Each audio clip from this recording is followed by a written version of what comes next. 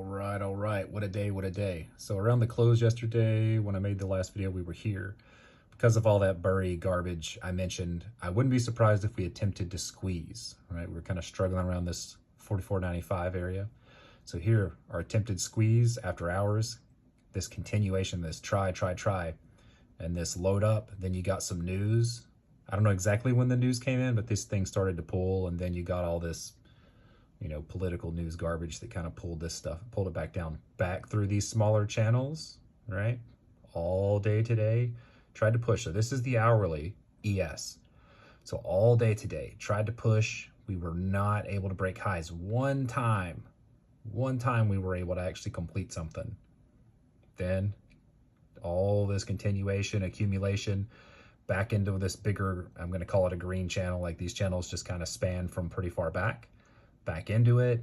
Couldn't break above the 50%. That's VWAP there. Couldn't break above it. Started to pull back. Started to try to attack these lows. On the 5 minute, there was a bit of a descending wedge down here.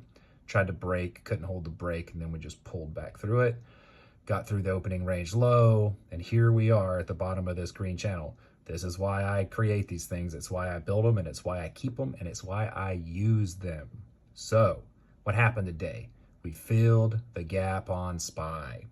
What does that mean?